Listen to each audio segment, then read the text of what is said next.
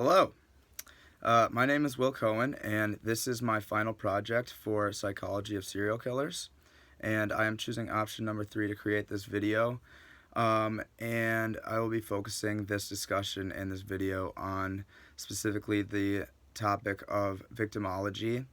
And I will be correlating it to the Netflix documentary based on Arthur Shawcross, a murderer and serial killer who did a bunch of terrible things. So, yeah. So there were a lot of similarities that Arthur Shawcross had with a lot of serial killers, and that aligns with the definition of a serial killer. He actually showed very few differences from what a serial killer would be. So that will lead to part of my conclusion that I'll get to later in the video about what I think Arthur Shawcross is, and what kind of person he is. Throughout the interview, the Netflix documentary was extremely well done because the interviewer asked extremely good questions that got Arthur Shawcross to get very descriptive with his past events and his wrongdoings. But a little bit about what the interviewer was able to do was get the background information of Arthur Shawcross, get information out of him on his past murders, and information on how he killed his victims, and where and when he would do certain strategies in his process of all of these terrible deeds. So, first, his family. He had a mother that sexually abused him when he was a child. He was forced to do oral and vaginal intercourse, which led him to a lot of his future violence, which I will get to eventually in this video. And he also later, much later in life, encountered that he had a daughter who also had a daughter, so he found out about his family that he was not aware of, and he grew to really love his granddaughter named Maggie. He, as a child, actually ran away and escaped to Canada because of part of the mistreatment that he received from his mother, and he found his way to eventually join the military and be a weapons specialist, which also plays a role in his very psychotic and aggressive behaviors. Over time, it's known that he murdered at least 11 women, and he was eventually sentenced for 250 years in prison. In the interview, specifically, he actually admits to being evil, and when the interviewer asked if Mr. Shawcross thought he was evil, he said somewhat, admitting that he clearly knew what evil looked like and was acting upon evil acts and thoughts. He used strangulation for a lot of ways to kill his victims, and actually appeared as a regular guy, which actually sort of will dive into the victimology topic of how this interview relates to the topic that I'm doing this video on. He had a wife named Rose, and he actually had a mistress named Clara, which actually is one of the main things that I would actually think about when I think of serial killer, is someone who would have a mistress, and that's actually known and talked about in the victimology chapter. So that was a big similarity.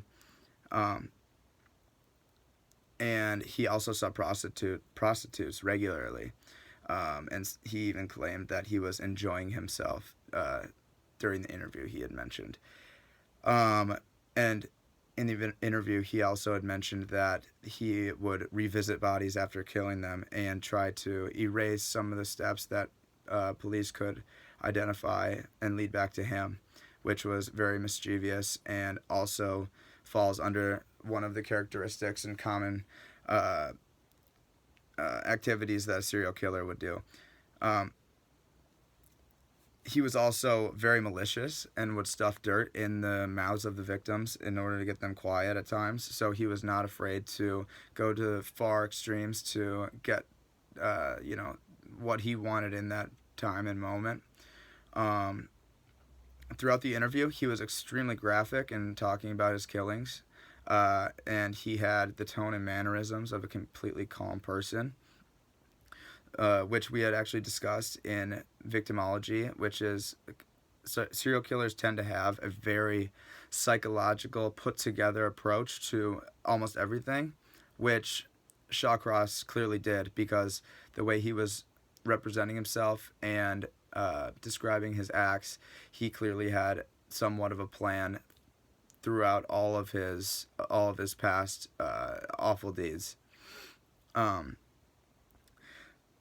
Primarily, victimology talked about like the types of victims that were targeted by serial killers, and Shawcross did exactly what victimology had taught us, and that is that serial killers tend to go for the weakest links which in society, which tend to be prostitutes, the mentally ill, people with disorders, and this concept is called the less dead, and we learned about that in victimology, and is a very common concept in studying serial killers because uh, these people clearly give less get less attention from everyone else, and is less likely to be recognized as missing.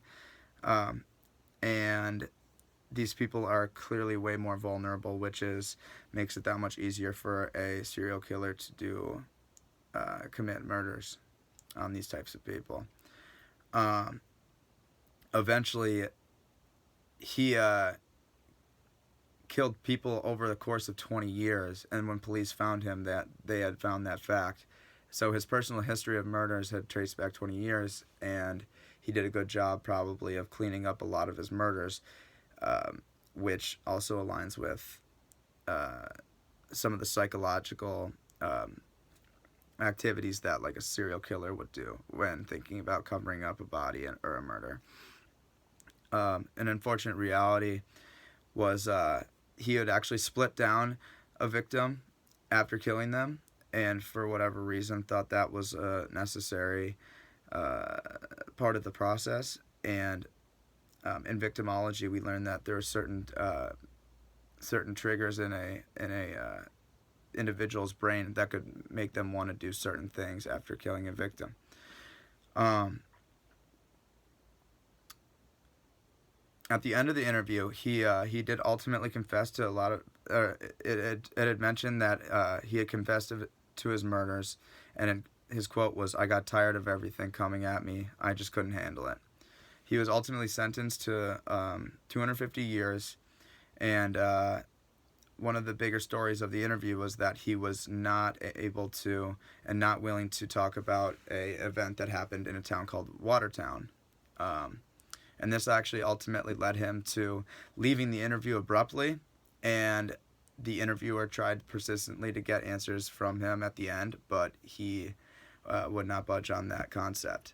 The fact that he felt like emotionally unstable and unwilling to talk about one specific event and comfortable talking about all others says something to me and other people that were in the interview, and noted that he clearly was experiencing some type of emotions and some type of connection to that specific event that could easily be correlated to some other type of findings within Arthur Shawcross. Um, some neurological components to all of this was some EEG findings in the scannings showing abnormalities in his brain, and researchers ultimately did believe that he was somewhat mentally ill or clinically insane. However, that was being actually heavily debated in the community, and people were outraged when there was possibilities of Shawcross being sentenced to less years and a harsher punishment.